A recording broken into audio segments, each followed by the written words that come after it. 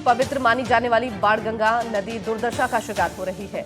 पवित्र नदी माने जाने वाली नदी में नगरपालिका उदासीनता की वजह से गंदगी का अंबार लगा नजर आ रहा है। हैरानी की बात तो यह है कि जिसकी जिम्मेदारी सफाई करने की है वही इस नदी को गंदा कर रहा है।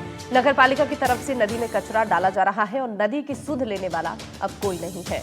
बाणगंगा नदी को लेकर एक रिपोर्ट हम आपको दिखाते हैं।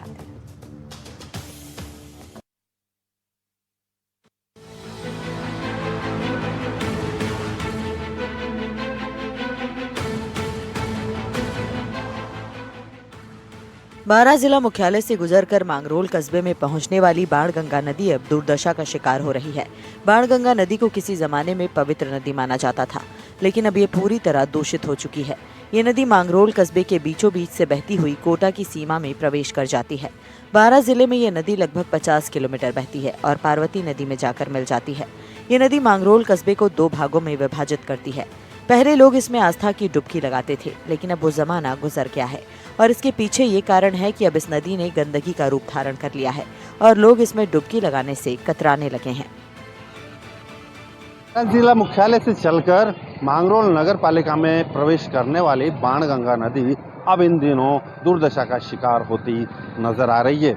यह बाणगंगा एक तरह से बारां जिले वासियों के लिए पवित्र नदी मानी जाती थी, लेकिन है कि बारां नगर पालिका की उदासीनता के चलते हुए अब ये नदी पूरी तरह से दुर्दशा का शिकार हो गई है। तो इन नगर परिषद के द्वारा और जो नगर पालिका के द्वारा जो कस्बे की नाले है उसका सारा पानी इसी नदी में निकाला जा रहा है। आप देखेंगे मेरे पीछे ये बाणगंगा नदी है जो एक तरह से यहाँ के लोगों के लिए आस्था हुआ करती थी और ये नदी पवित्र मानी जाती थी। इस नदी के अंदर जो मांगरोल नगर पालिका है और इसकी उदासीनता के चलते हुए नगर पालिका का और कस्बे नगर पालिका द्वारा पूरे कस्बे की गंदगी इसी में डाली जाती है, जिससे गंदगी के जगह जगह अंबार लगे हुए हैं। वही साथ ही बीच में कई मंदिर भी हैं, लेकिन अब इन मंदिरों पर यहाँ की आम जनता नहीं पहुँच पाती है। तो वहीं दूसरी ओर देखा जाए तो इस नदी के अंदर ही पूरे कस्बे की नालियों के पानी की निकासी नगर पालिका के द्वारा की जा रही है। आप दूसरी ओर देखेंगे तो ये गंदगी है और गंदगी के अंबार लगे हुए हैं और इस गंदगी से इस नदी की जो नदी है उसमें पूरी तरह से गंदगी अटी पड़ी हुई है। आप देखेंगे कि लोगों ने मकान भी बनाए और इस गंदगी के चलते हुए पूरी नदी अब गंदगी से अट गई है। मांगरोल नगर पालिका और प्रशासन के उदासीन रवैये के चलते इस नदी में जगह जगह गंदगी का अंबार लगा हुआ है। दूसरी ओर मांगरोल कस्बे का सारा कचरा इसी नदी में डाला जाता है। स्थानीय लोगों का कहना है कि मांगरोल नगर पालिका द्वारा शहर में सफाई के दौरान कचरा इकट्ठा करके कर्मचारी इसी नदी में कचरा डाल देते हैं।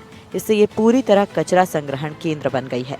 वहीं नगर पालिका ने पूरे कस्बे की नालियों का रुख इसी नदी में मोड़ दिया है, जिससे नालियों और गटर का सारा गंदा पानी इसी में आता है और इस वजह से लोग बीमार भी हो रहे हैं। इरिगेशन विभाग ने लगभग 24 करोड़ रुपए का काम इस नदी में किया गया।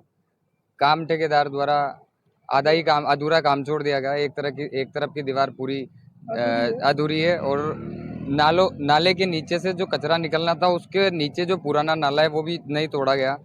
नदी में एक हमारे बालाजी महाराज की मूर्ति है जहाँ पर जाने का कोई स्थान नहीं है।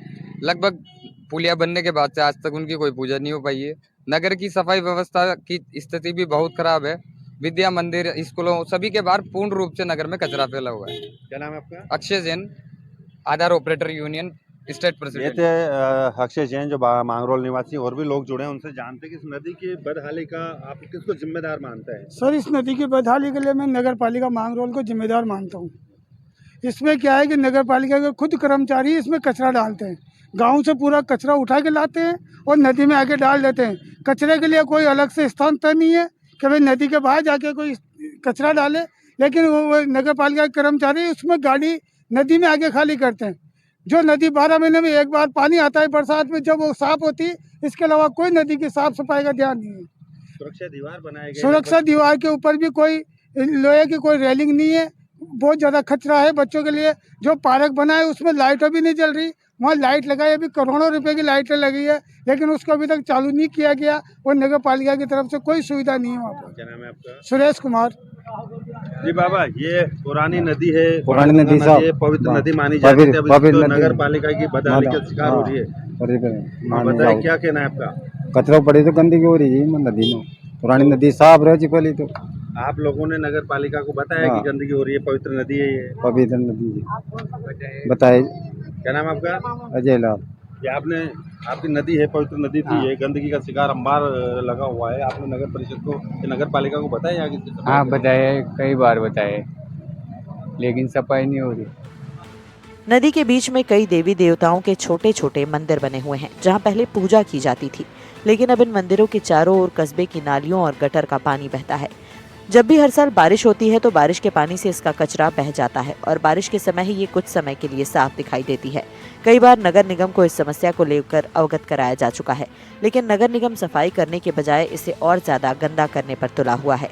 अगर इस नदी का संरक्षण नहीं किया गया तो वो दिन दूर नहीं जब ये नदी अपना अस्तित्व खो देगी और हमेशा के लिए इतिहास बनकर रह जाएगी। कहना है कि ये जो नगर पालिका की बहुत सारी उदासीनता है, नगर पालिका को कई बार अवगत करा दिया इस बारे में कि ये जो गांव की जो गंदगी आ रही है बह के, ये इसका जो बाहर से ये जो नाले दिए गए हैं, इनसे इनको सही करा के, इनकी मरम्मत करा के, इनका पूरा काम करा के ये गंदगी गांव के बाहर निकले और जो नदी की स्वच्छता बनी रहे, इसके बारे में पूरी जानकारी नगर पालिका को दी, मगर नगर पालिका की पूरी उदासीनता है, उस पर ध्यान नहीं दिया जाता है नगर पालिका का कोई भी। 12 जिले की मांगरोल नगर पालिका के निवासी थे, उन्होंने बताया कि जो मांगरोल से गुजर रही है बाणगंगा नदी, वो एक पवित्र नदी थी।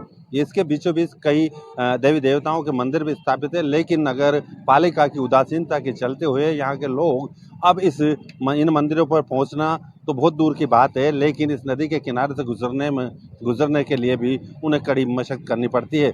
नगर पालिका की उदासीनता के चलते हुए बाणगंगा नदी अब खस्ता हाल होती नजर आ रही है। जगह जगह गंदगी के अंबार लगे हुए हैं, तो जो सुरक्षा दीवार बनानी थी वो सुरक्षा दीवार भी आधी अधूरी रह गई है। 12 से ब्रजेश कुमार, NDTV।